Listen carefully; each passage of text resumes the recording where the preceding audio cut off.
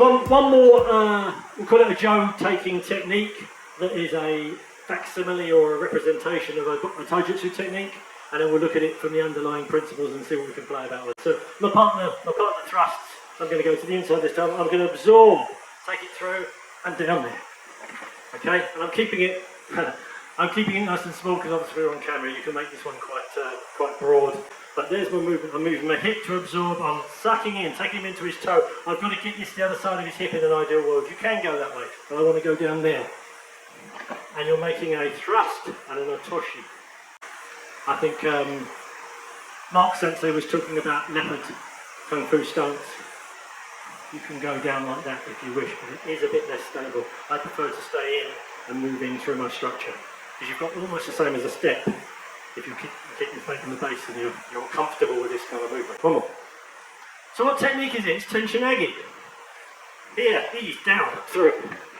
And ideally you want them, as they're still going forward, you want that to be going through. So the hips transfer through and you get this lovely concave lower rib cage feeling. Have a little play.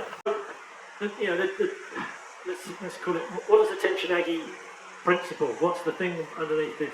If my wonderful Uke here is standing here, there's all sorts of ways of taking the balance. One of the commonalities between all of these Jo things, which you can see and feel, is that rather than taking a balance through one field, one angle, breaking the gazushi, whatever you want to call it, and then trying to take it back the other way, you're forced to take it in and then keep the balance as you lead it round to another way. And I'm exaggerating. But you're not doing this and then taking it back through stability and then into the next one, which is very easy to do. This should be taught to everybody from day one, and it kind of gets lost in kind of technique sometimes, right?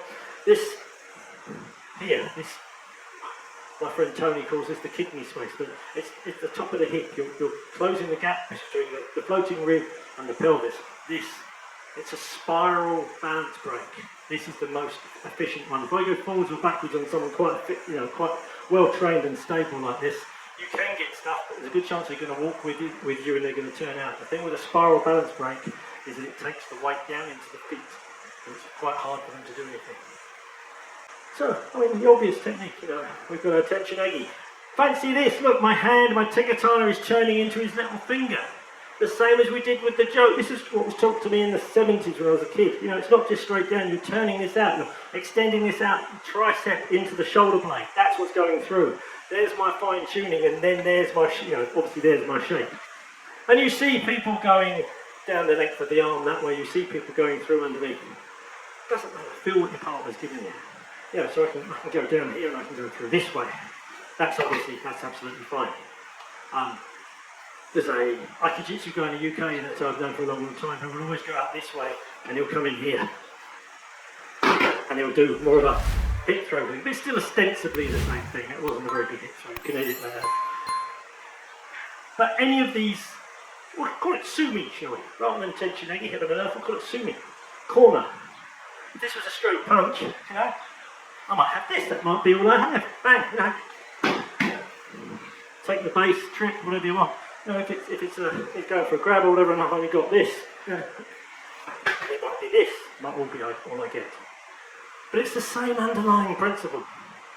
So you can be doing your weapons, and it's all very kind of genteel and polite, but you could be studying these principles from a bigger distance, seeing them, getting them in your head, getting them in your muscle memory. So when the ski comes in, whoever it is, I've got this shape, I've got this shape, I've got this shape, whatever it is.